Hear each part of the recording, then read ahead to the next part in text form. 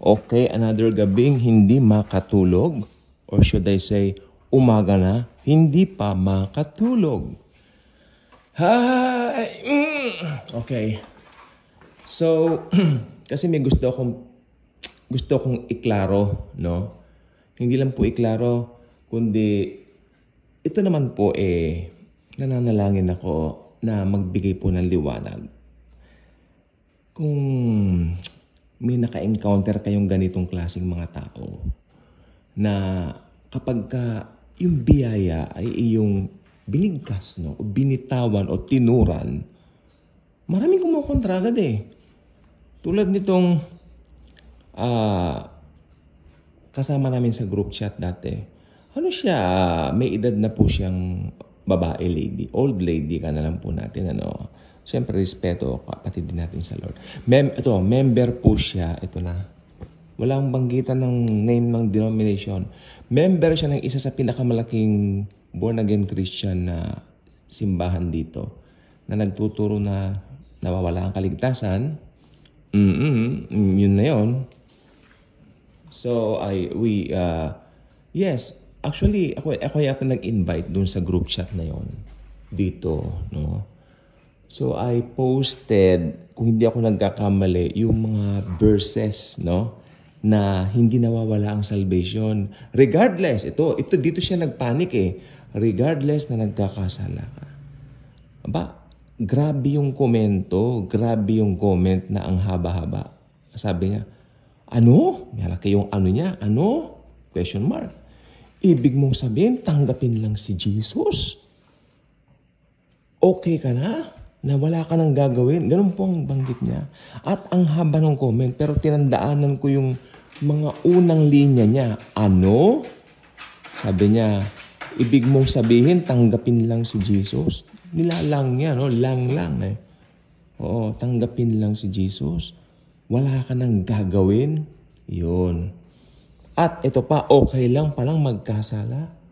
Alam niyo po bang hindi ko na kinomentan yun Pero may mga ilang kapatid tayo sa Lord na nasa biyaya, sumagot sila. Matigas din ang puso talaga na ano.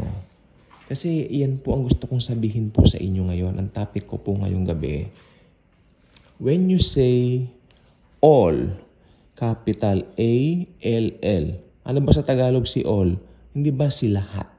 Lahat. All. Lahat. When you say lahat, halimbawa, ito, bigyan ko yung example. Baka kailangan natin magpaka-grade 1 sometimes Di ba? Okay. Lahat ng mansanas na binili ni Ate Nena ay inilagay sa lamesa. Lahat. Ibig sabihin, hindi siya mabilang, madami siyang mansanas. Wala tayong babanggitin ditong numero, wala tayong babanggitin dito na quantity or amount. Lahat. Let's say, nakalagay siya sa isang malaking basket. O sabihin mo, may isa pang basket. Marami. Pero lahat ng kanyang biniling mansanas, inilagay niya dito sa, lamesa. Ngayon, tanong ko po kayo, kapag halimbawa, doon sa mga mansanas na yon, nilagay niya sa lamesa, tapos may nahulog na 5 mansanas sa baba ng sahig. Tanong kita, yun bang mansanas po ba na lahat ay nasa lamesa? Siyempre hindi. Kasi may nalaglag, may nahulog, merong nasa floor. Merong dapat pulutin at iakyat doon sa mesa para masabi mo na lahat ay nasa lamesa. Hindi po ba? Much more sa Panginoong Hesukristo. Minsan nakakapikon din po kasi. Kasi parang niyuyurakan nila yung kapangyarihan ng krus. 1 Corinthians chapter 1 verse 18 yata yun, no? Something like that. Actually, nakakalungkot maski ibang Kristiyano. Sabi nga ng Biblia, kaaway ng krus ni Kristo. Akala lang nila, alam nyo, paano ka magiging kaaway ng krus ni Kristo? Kung hindi mo pinaniniwalaan na lahat ng kasalanan mo pinatawad na. Kasi meron pang worse na kausap kami sa group chat.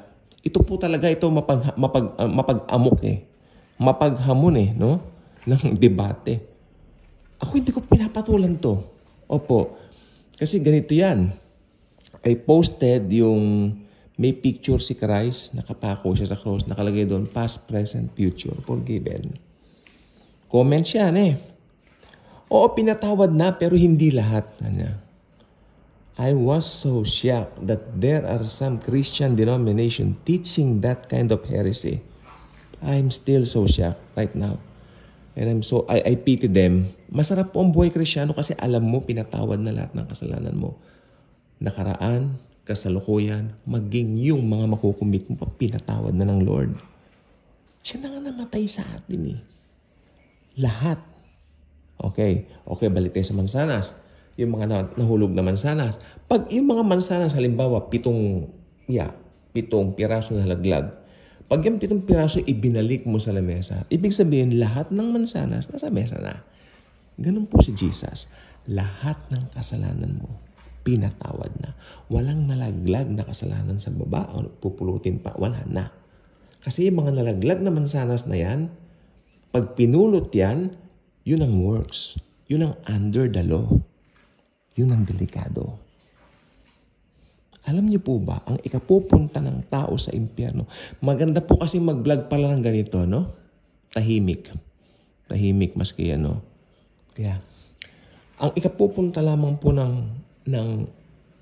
may dumaan tuloy na mga sakyan. Ang ikapupunta lamang po ng tao sa impyerno ngayon, church age, isa lang. Gusto niyo bang malaman ko ano yun? Rejection of the finished work of Christ. Period.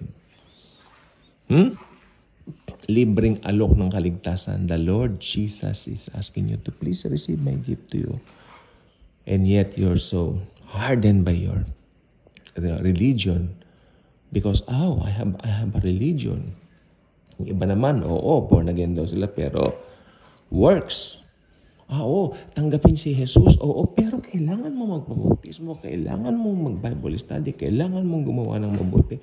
Ang pinaka-worst po na napuntahan namin, wala po akong babanggitin dito, ay doon po sa isang, malapit po sa amin itong taong ito yung pastor doon. Very close kasi family friend po talaga namin sila. Extreme po silang mga Kristyano, extreme. Yung church nila, ang ganda. Mga Amerikano po ang gumawa.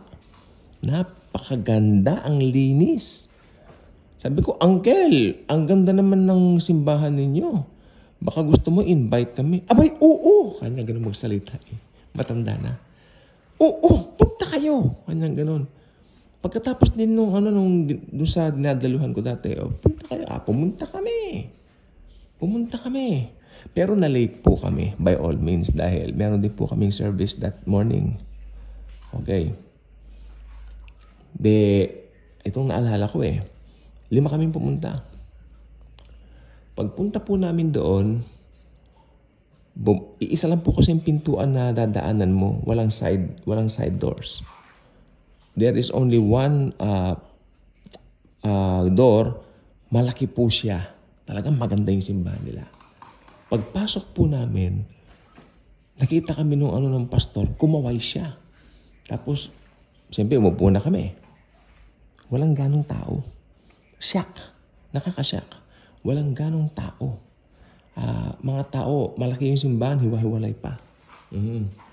Pagkatapos nung pag-upo namin, alam kasi nila grace po ang turo namin ang paniwala namin. Bigla niyang sinip yung topic niya. Akala kasi ng ibang tao dyan, tanggapin lang si Jesus, maliligtas na Akala nila hindi nawawalang kaligtasan. Tapos nanginginig po siya. Nawawala ang kaligtasan. Inubo siya ng ibang ganon. Yung kasama ko, tawa ng tawa. Tumigil ka, mahalata tayo. Akala ng iba, nanginginig po yung matanda. Akala ng iba, hindi nawawalang siya. Nawawala. Maganon-ganon siya. Hindi ko mapigilan din ang hindi matawa, pero pinigilan ko lang po. Yun ang experience ko. At saka, nung prayer time po nila, mga kababayan, mga kapatid, napansin ko po, ganito ang panalangin nila, yung mga kasalanan namin, Panginoon, na nagawa kagabi, kaninang umaga, ngayon, patawarin mo pong lahat, ganun. Tapos may nagsalitang babae, baka may nakalimutan kayo mga kasalanan nyo, para sabihin natin lahat sa Panginoon. Baka raw dumating ang Panginoon, di sila handa. Ganun. Ay, tapos na ganun, yung parang totoo pala yung sinasabi nila na walang lalabas doon nang hindi umiiyak, kailangan umiyak ka. Doon na kami, ako hindi nakakapigil, tawa na kami ng tawa. Natatawa talaga kami. Oo. Pero yumuko kami, pinilit talaga namin na tapusin na lang yung service. Ang ganda ng service nyo. Striking sa puso. Natouch po kami ako. Ay talaga, kanya gano'n. Ba? Siyempre, feel na feel ni Uncle, siyempre, wow. Di ba? Karangalan. Pero totoo lang po, pag uwi namin, tawa kami ng tawa. O, baka may kasalanan ka pa, ganun kami. Nakalimutan mo sabihin sa Panginoon. Di ba? Ito po sinasabi ko po sa inyo. Pero dangerous po yun. Kasi hindi mo pinaniniwala na pinatawad na lahat sa krus ang kasalanan mo. Tapos nananakot pa, no? Baka dumating daw ang Panginoon nang hindi ka nakahanda, na hindi sila nakahanda. Strange. Doon ko lang po nalaman, may ganito palang turo. Strange. Dalawa po kasi yan eh. Yung isa po na split sila, nagkahiwalay. Hindi sila nagkasundo ng mga ibang mga minor doctrines. Naghiwalay sila. Ito po medyo maluwag na yan. Yung kila Uncle medyo maluwag na. Pero yung umisplit doon, sila po yung laging maski mainit, mahaba po silang damit.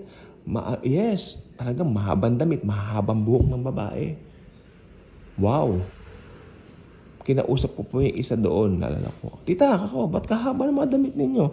Aba, syempre, yan ang sumasalamin sa kabanalan.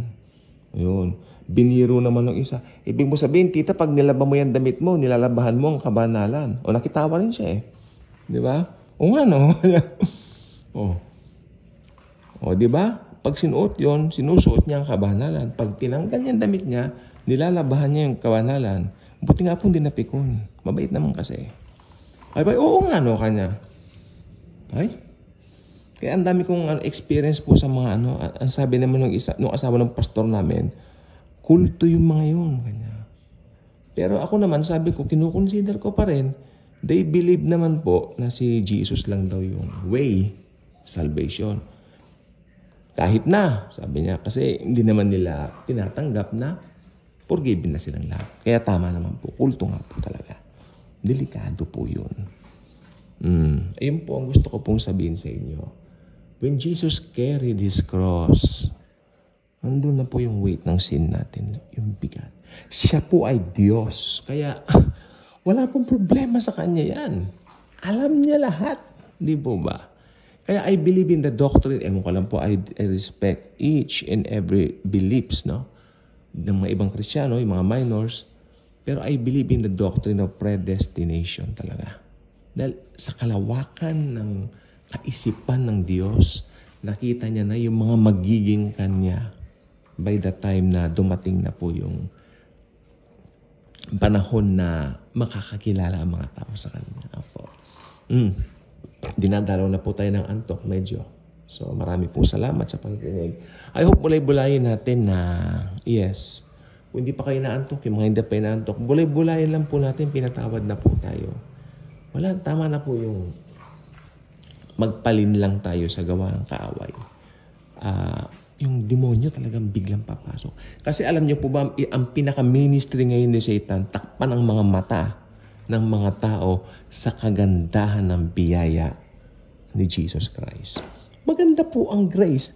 Si Jesus po ang grace. Grace is not a doctrine.